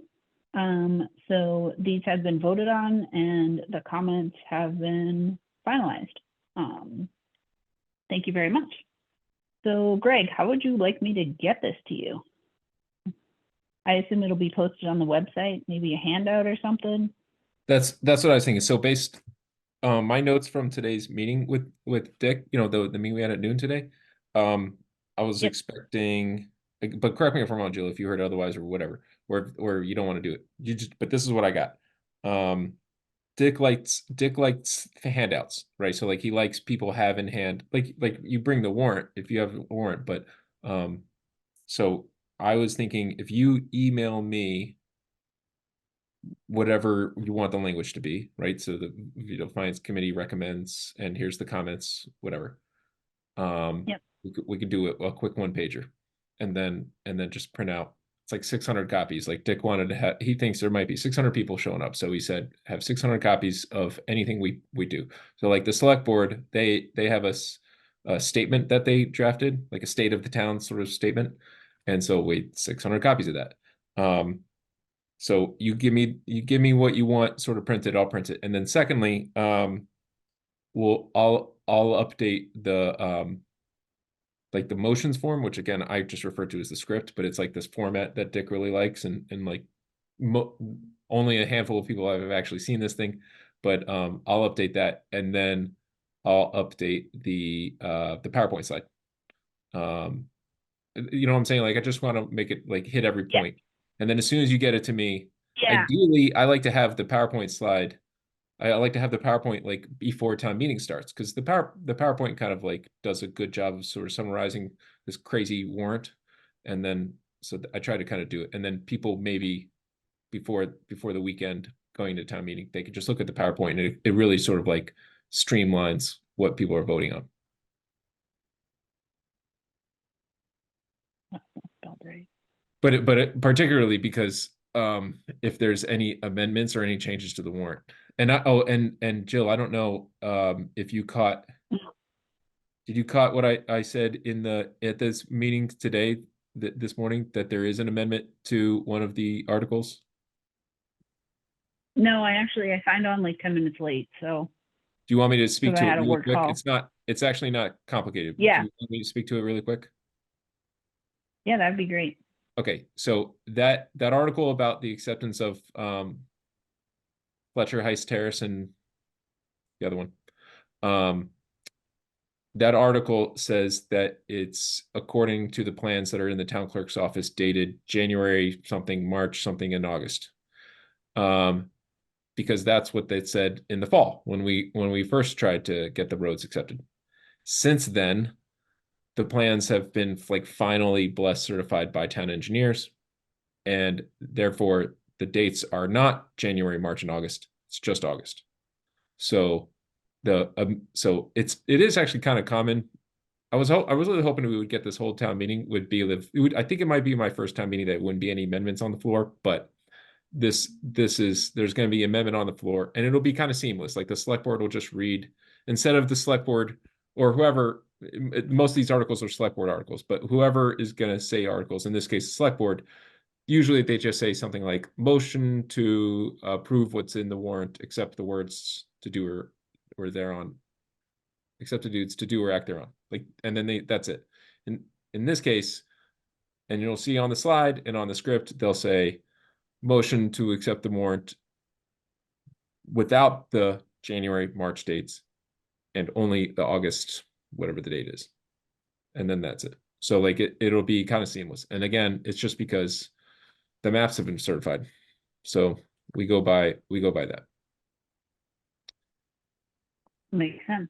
I hate sort of like any town meeting's already complicated in itself. So I don't like one more thing.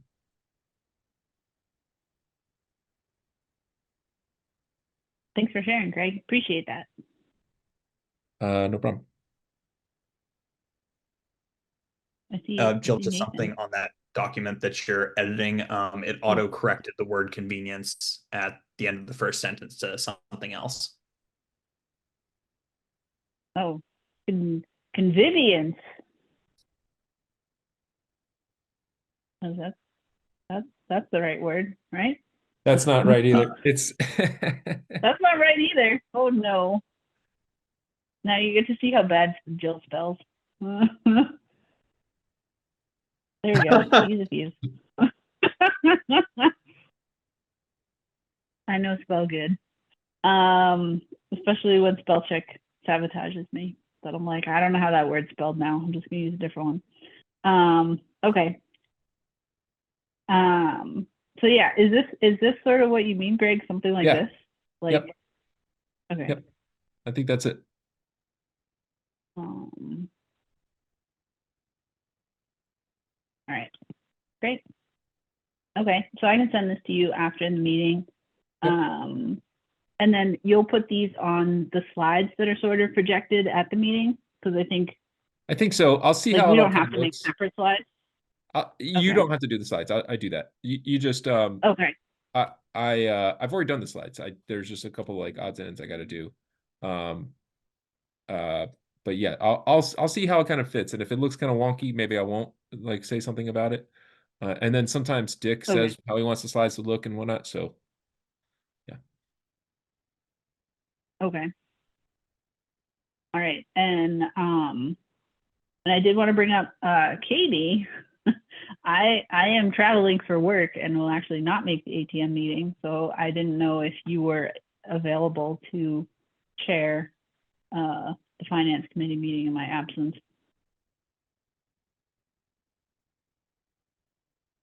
Well, she's struck with the silence.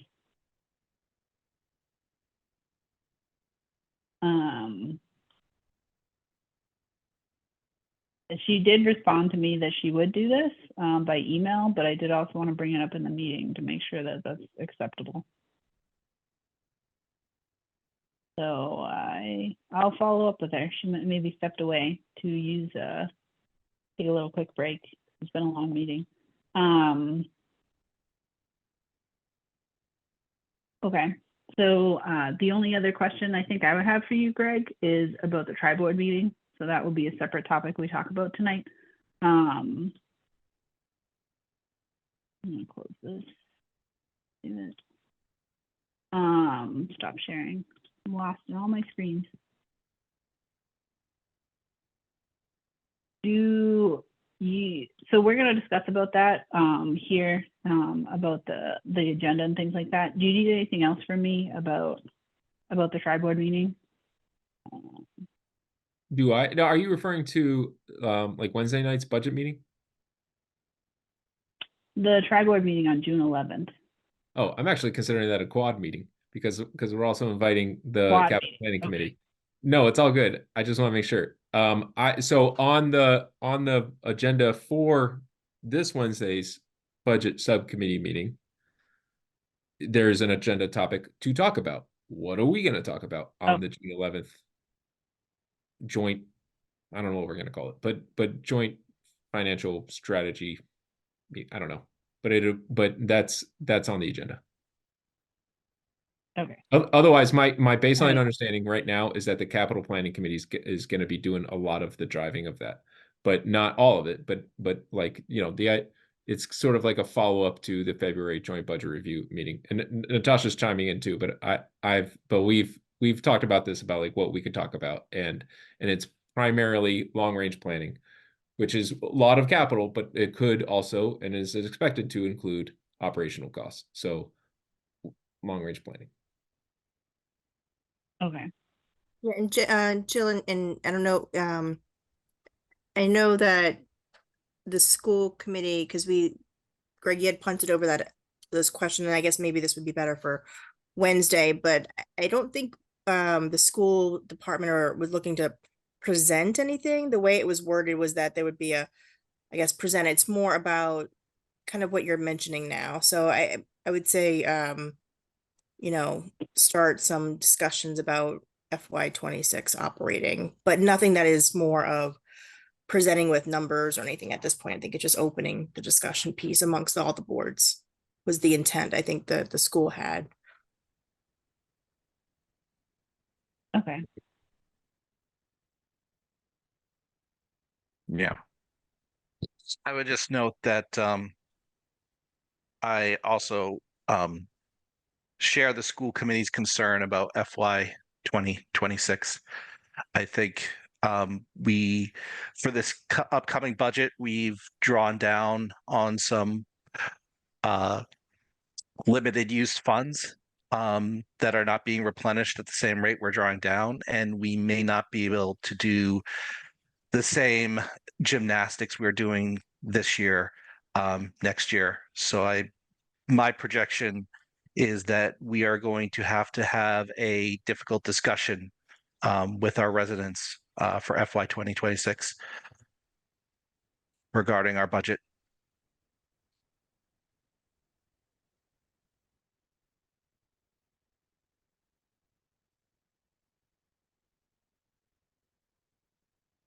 Yeah, thanks for voicing that concern. And that's also why I wanted to make sure it was in our comments for the general fund budget too. So, okay, great. Yeah, so I guess before I fully move on to that topic, is there any other questions or concerns people have for the ATM meeting? Okay. So if I'm looking at our agenda here, so I will continue the I guess it's like you said, it's maybe not a tri-board meeting, but it's a quad board meeting, which is a multifaceted meeting. Yeah, so it is also possible, so I'll stop sharing here. Oh, sorry, I did, going back to the ATM, I knew there was something else I wanted to ask. Are we going to meet, we could potentially meet before or after, so I can post the May 20th as like a finance committee meeting starting at 6:30 if we think that that is something that we need. Like if there's going to be any articles we think we have to vote on or change our recommendations to if they get amended on the floor. We could post it as a meeting starting potentially at 6:30 and continuing on through town meeting and then closing when town meeting is done. But that would have to be, like, someone would have to take notes and motion that it opens and when it closes and if there's any votes or anything. Which, Peter, I think we might have done in the past in case we thought there was something that was going to be changed, but it sounds like we don't anticipate necessarily any voting or changes. Like, I think there'll be a notice of quorum because that's already posted with the ATM. I don't know if we need to necessarily post it as a FinCom meeting. You might, I think I always recommend, I know you didn't ask, but like I'm chiming, I can't help myself. So like Yeah, I please. recommend you do post a meeting like that, because there might be an amendment on the floor. You just don't want anyone to be like, well, why is the finance committee meeting? Like now you're on, Peter, so I'm sorry if this is, and hopefully I'm not contradicting what you were about to say, but I recommend, I'm gonna do it for this, I'm gonna do it for the select board. So like I generally recommend posting a meeting. Sure, that makes sense to me. Okay, sorry. Okay, so I can do like a simple notice of quorum posting. I think I have something from when we posted for the February meeting. So it'll be a little simpler than our normal posting. Yeah, Okay. and if Katie's gonna chair it, because you won't be there, Jillian, I'll volunteer to take notes ahead now, so I'll make sure to be there and take notes. Ah, you're back, Katie. Hi. Oh, you're on mute though. I said I was listening. I just had food, so. Ah, okay. Yeah. Yeah, so I wanted to double check. I know we sort of coordinated one-on-one just to make sure that's acceptable. So I did confirm I have that work obligation, so I'm not going to be able to make the Okay, I got actual it. meeting itself. Okay. Thank you so much. Much Yeah. appreciated. All right. And then, sorry, Great. Jillian, So I think, I was yeah. slightly confused, but you're posting our notice for 7 o'clock though, not 6:30, right? Yeah, it sounds like we won't have anything Yep. to deliberate before, so I will post it at 7. I think in the meeting, I think you'll have to call it to open. I don't think you have to do it on the microphones, like to the whole assembly. I don't really know how that works, honestly. Or if we just post it because we're all going to be there. Well, except me. Like you have to take a roll call vote to open it, right? still. Yeah, but you don't have to like, you don't have to use a mic or anything like that. You just, yeah, you can do it amongst yourselves if, Yeah. it's pretty low key. Yeah, it's more the act of posting the meeting. Yep. Okay.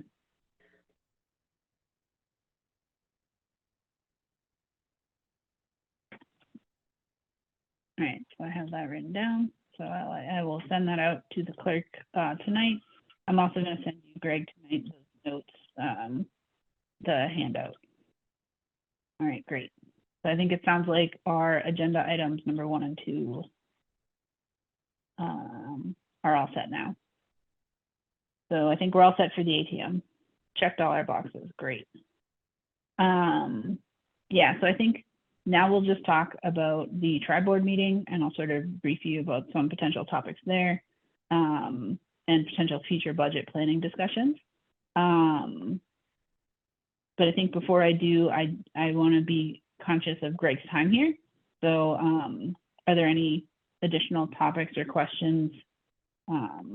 It sounds like we're going to have the budget subcommittee meeting tomorrow, so I think we can get a debrief on that from Katie and Peter at one of our future meetings. It's on Wednesday, but yes. Yeah, one of our future finance committee meetings. Yeah, so it sounds. Oh yeah, tomorrow is not Wednesday. I'm jumping ahead of myself. I thought it was Tuesday. Okay. Yeah. All right. So I think you're welcome to stay if you'd like, Greg, but I also want to be conscious of your time too. So. No, thank you. But I like these, pre-town meeting meetings. They're very good, and I actually appreciate that we had some little bit of turnout. I know the Wagners, actually, I think they come every year, but I still appreciate that they do. And then, anyways, so I'm here in town hall, so I gotta go shut off. We had a public forum for the school building project, so I have to go turn that. I'm the guy in town hall, so I gotta shut everything down and lock up and go home and all that stuff. So thank you so much. I noticed it wasn't your basement, so I wanted to make sure that you weren't walking or getting out really late tonight. So later. No, I appreciate that. So anyways, but if anything else comes up, or Jillian, if you have any questions, you can always email me. Can do. Thanks very much, Greg. Okay, bye guys. Yeah. All right, great. So so for this quad board meeting, I did want to let you know the agenda is not yet set, but an agenda has been circulated. It'll be between the select board, the finance committee, the school committee, and capital planning committee. And the topics proposed are capital planning, where the capital planning committee will make a presentation on some of their things that they've been, I think, they're planning, their long range planning, the 5-year planning, the ClearGov planning, things like that. I'm not exactly sure what will be on there. So I was actually thinking to invite the capital planning committee to come and talk to us. So technically our next scheduled meeting is the 27th, which is Memorial Day. So there will be no finance committee meeting that day. So we could meet on, and I'm pulling up my calendar here. We can meet instead on, so June 10th would be our, sticking with the second Monday and fourth Monday of the month. But then the very next day on the 11th would be this quad board meeting, or whatever we're calling it. So I don't know if we would like to propose to meet on the 3rd instead. So then we don't have two meetings back to back. But I can also check the capital planning committee's availability on the 3rd and on the 10th. But I wanted to sort of do a little straw poll to see if people had a strong preference.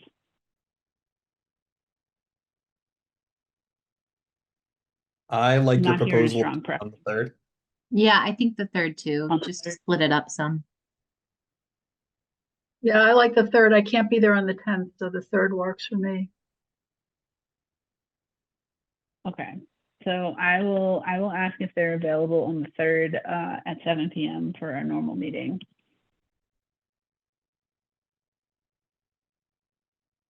Okay. That's great.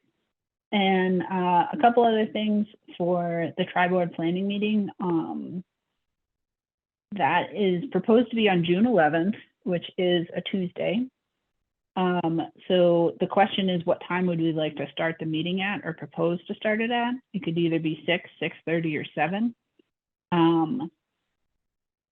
I thought it was at 6:30, but it sounds like there's some flexibility in that time.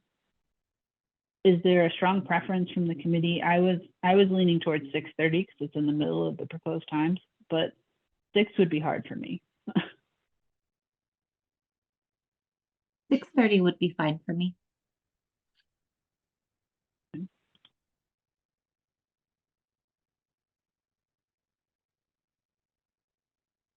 This is an in-person meeting, right?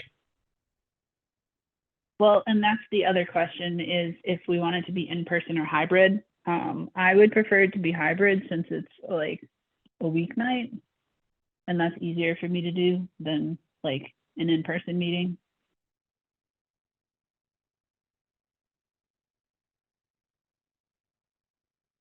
I prefer hybrid. And it's gonna be sketchy if I can make the 11th. We're in Colorado coming back, so I might be able to make a hybrid, but definitely not in person. Okay.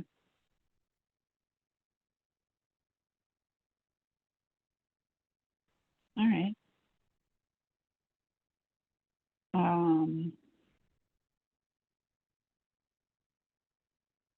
Okay, so that's great. So, yep, and the topics right now are the capital planning topics. And then the second topic that Natasha nicely touched upon is talking about operational budget planning. And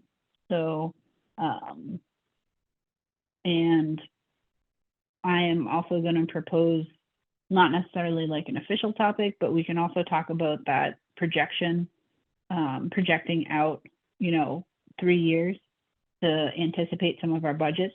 And I can work on that spreadsheet that we have been modeling in the past, sort of the very simplified one. As like a tool. So I can present that as a tool. It probably won't even be slides. It'll be more like a working meeting. So, are there any other topics that the committee would like to flag for this quad meeting? Or things that you think we're really burning to hear about? I think maybe we'll know more after our meeting with the capital committee.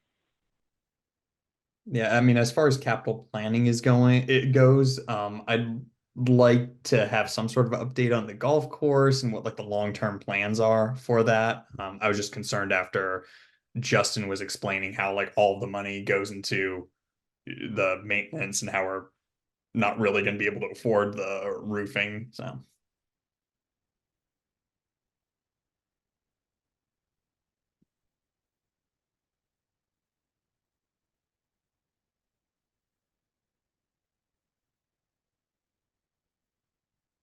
All right, so I took some notes on that. I can forward that to them ahead of the call.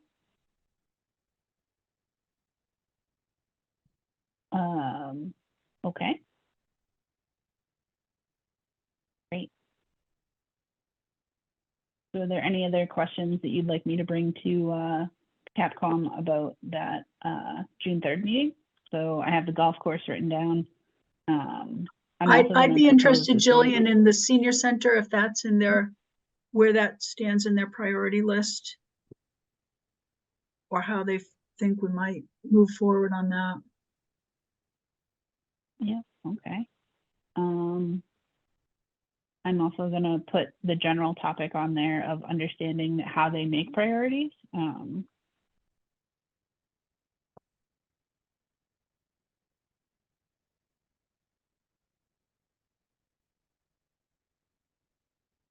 Okay.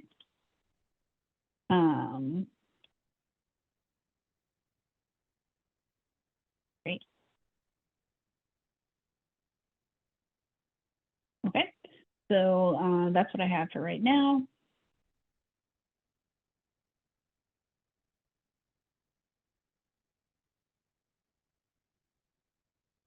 And that's all I have, besides our routine agenda. So I do have some prior minutes that were supplied by Linda. I'll pull those up.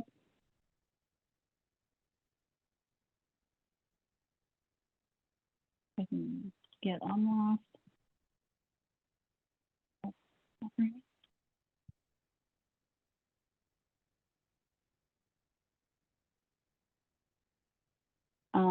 Okay. So these are the minutes for April 22nd.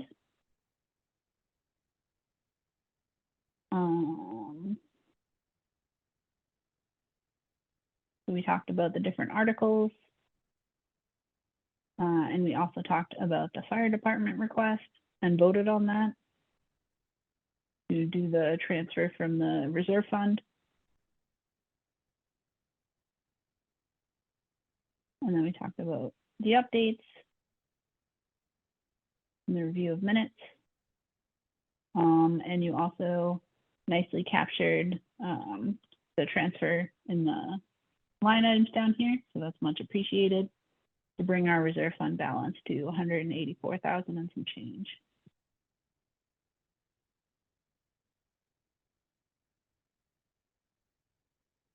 Do we have any questions or comments on the minutes from April 22nd? All right, I'm not hearing any. Do we have a motion to approve the minutes from April 22nd? I will make a motion to approve the minutes from April 22nd. I'll second. All right, so Katie has made and Nathan has seconded to approve minutes from April 22nd. I will take a roll call vote now. Nathan, Yes. Linda, Yes, Gavin, Yes. Katie, Yes.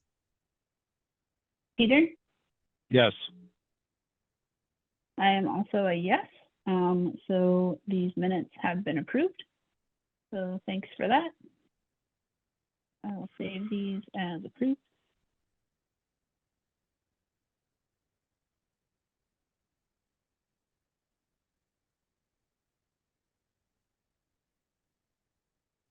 Great. So I can send those to the clerk. All right, so now that's all the minutes I have. So I think we're also missing minutes. So if you look on the past website,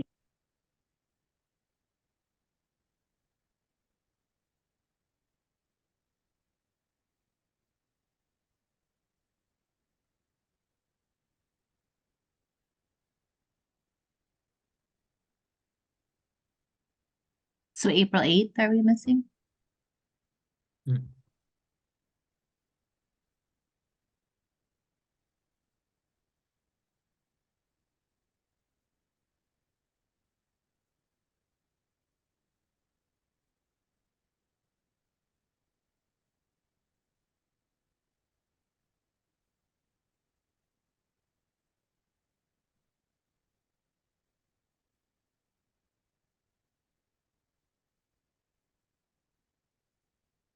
So April 8th and January 2022 or January 22, 2024.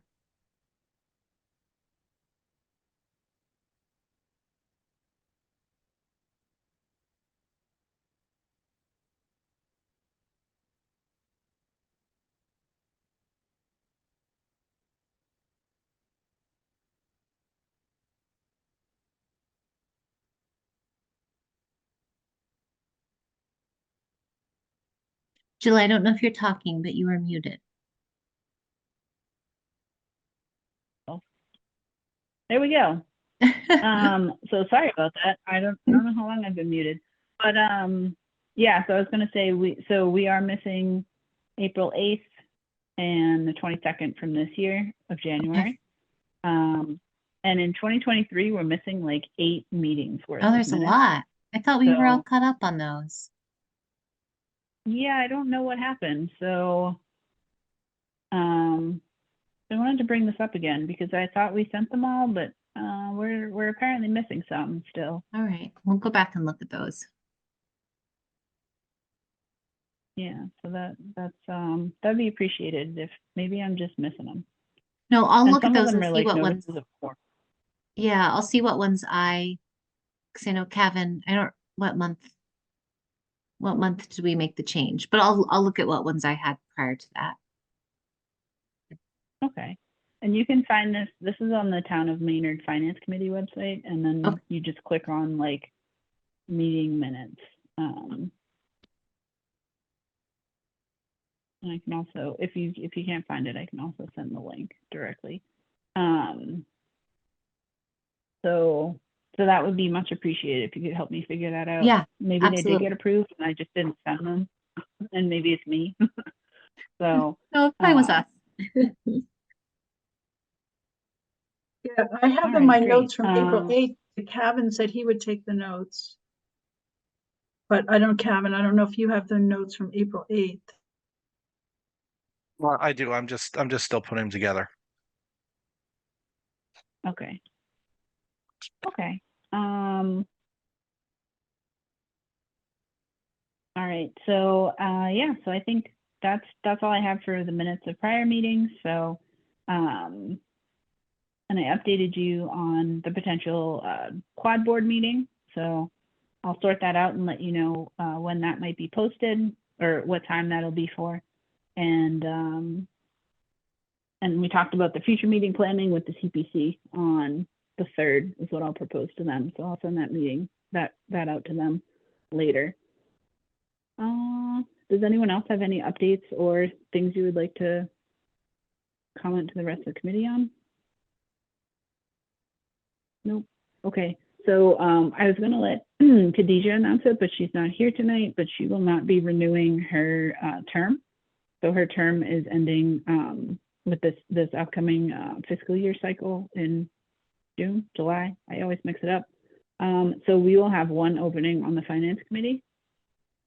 So I also let Dick know and Diane, who's the clerk. So I think it'll be posted at the ATM as a potential opening for people who might be interested. But if you have anyone that you would recommend or might be interested, please do let me and or Dick know. So Dick is Downey is the person who appoints us, obviously, to the committee. Saying this more for the recording than for everyone here who was appointed by Dick. So he is the town moderator. So if there are any updates on that, I guess just let me know. So we will, going forward, we'll have to also make sure that if people are going to be absent, that you please just shoot me an email so I can make sure we still have a quorum. So I think Khadijah said that she couldn't come tonight, but she would try to stay and come to the other meetings until the end of the term and help with any potential transition. So that is much appreciated. But please do let me know if you might not be able to make future meetings, and then that way I'll just make sure we have a quorum. So I think a quorum would be four people. Well, that sounds right to me. Okay. I think you are right. Great. So yeah, yeah, if there's no additional topics for us to talk about tonight, I will entertain a motion to adjourn. I will make a motion to adjourn our meeting on, what is today? It is May 13th, 2024. At 9:05 p.m. It's a record. Pretty good. Second the All right, motion. so Katie has made it. Linda has seconded. Any further discussion or comments? Nope, hearing none, I will take a roll call vote. Linda? Yes. Katie? Yes. Nathan? Yes. Kevin? Yes. Peter? Yes. I am also a yes.